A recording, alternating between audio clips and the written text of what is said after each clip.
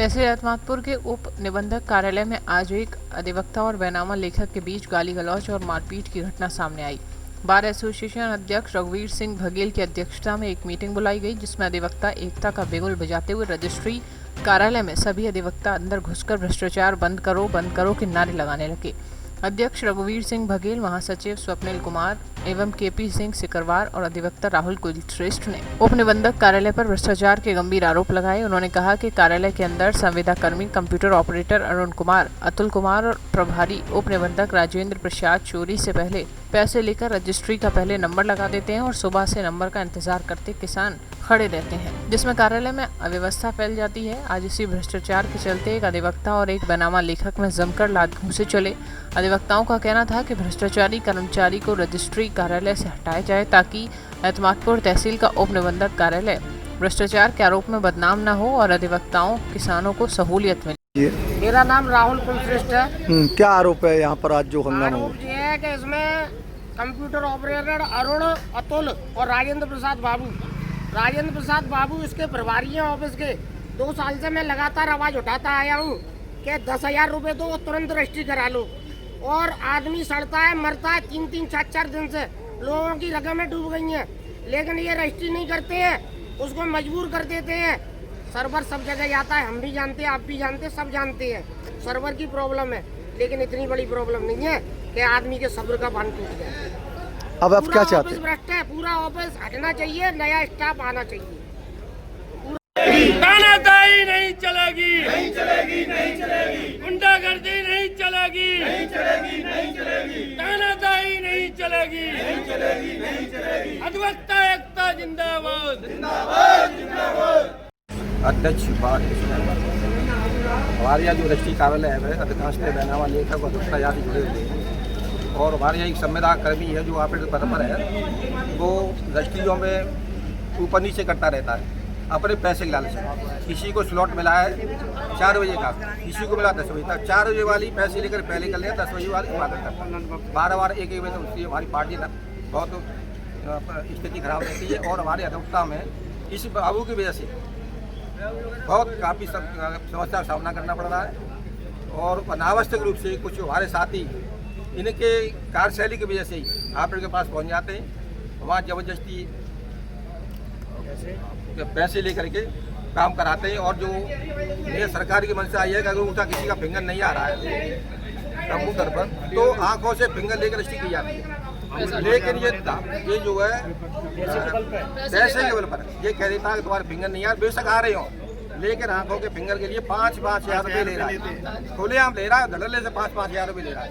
अगर आँख कोई नहीं देता है वकील तो उनको भगा देता है। आप लोगों ने किसकी शिकायत की जिस तरह से पहले से साहब को शिकायत की थी? हम धरना पहले बैठे थे 17 दिन, इस संबंध में शिकायत एसडीओ साहब की थी, लेकिन एसडीओ साहब ने ये कहा था कि हम इसको एसडीओ साहब का भेजते, लेकिन उस पर आज तक कोई कार्रवाई नहीं हुई। न इसका यहाँ से हटाया गया बाबू को, और इसके खिलाफ भी मैंने पहले लिखा था कि ये बहुत बदमाशी कर रहा है, लोग सब पीड़ित हैं, इसे तत्काल यहाँ से हटाया जाए।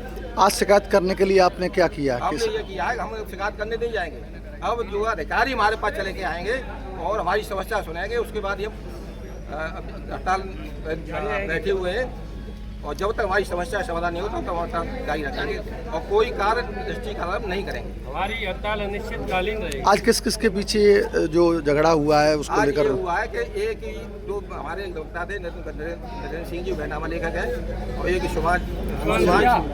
हिमांशु झा, उनकी 2 दस्तावेज लगी हुई थी। दोनों का किसी इन बाबुओं के हेराफेरी की वजह से दोनों का 15-15 नंबर दे दिया, जब एक का 14 का 15 या 15 या 16 मिलना चाहिए था, लेकिन दोनों का 15 दे दिया।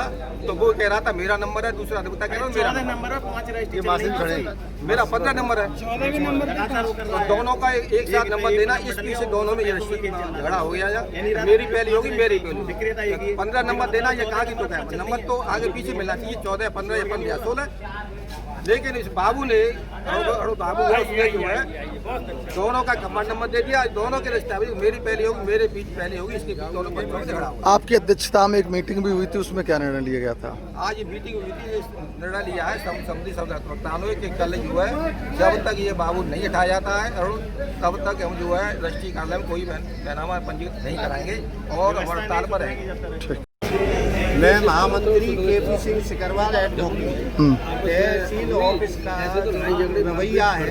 आज तक ये घटना हो गई, इन सब बाबुओं की वजह से गड़बड़ हो रहा है। जो प्राइवेट लिमिटेड, इसी चक्कर में आज मारपीट अधिवक्ता उनके बीच में खामा-खा की छोटी सी बात को लेकर झगड़ा हो।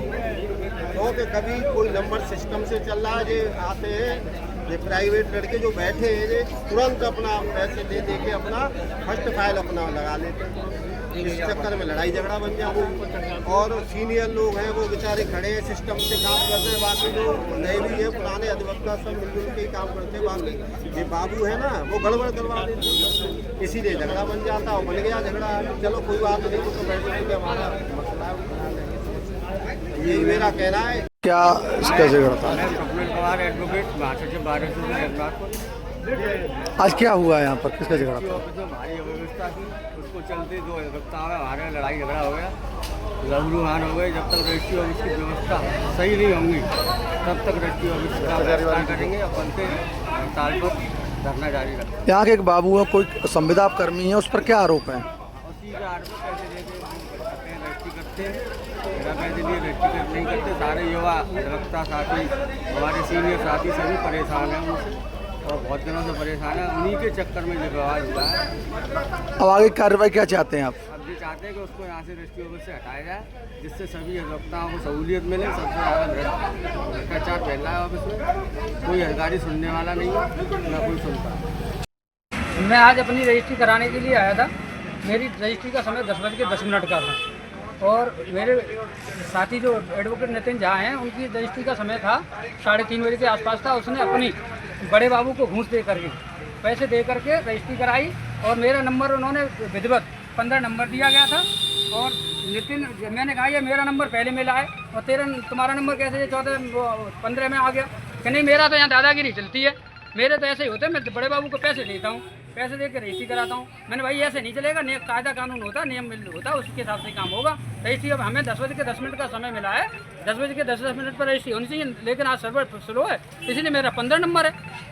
तो उसके मुंशी ने मुझे चमार-ढेर जाति सूचक शब्दों से अपमानित किया और उसने धारदार हथियार से उसके हाथ में, उसमें कोई वो था, क्या कहते हैं, कोई चाकू बाकू वगैरह चाकू था, उसने मेरी नाक में छेद दिया। नाक में छेद दिया था। वो चाकू था उसके हाथ में, दीपक के, जो उनका मुंशी है, और नितिन झा एडवोकेट ने मेरे पेट में लात घूसा मारे। मैं वकील हूँ, तू बैनामा लेखक होगा, तू अपने घर का तो सारे चमड़ा ढेरा तो जैसे 360 आते हैं, मेरी सब चलती है, मेरे यहाँ बड़े बाबू से चलती है और मेरी हर जगह चलती है, सरकार हमारी है और हम जो चाहते हैं वही होता है। देख ला, हमने तेरी रजिस्ट्री पीछे कर दी, हमारी रजिस्ट्री हो गई पहले और मेरी ये कोई नहीं सुनी। और दीपक ने मेरे धारदार हथियार से मेरे लात घूंसों से मारा और धारदार चाकू से मेरी नाक में छेद दिया, जिससे मेरे अभी तक खून बह रहा है। अब सरकार से क्या मांग करते हो? मैं सरकार से और पुलिस प्रशासन से अपेक्षा करता हूँ कि इन दोनों को जेल भेजा जाए और मेरे विधिवत जो कानूनन धारा हैं, जो अनुसूचित जाति से मुझे अपमानित किया है, उन धाराओं में इनका मुकदमा दर्ज हो। यही मैं आपसे गुजारिश करता हूँ, यही पुलिस प्रशासन से गुजारिश करता हूँ।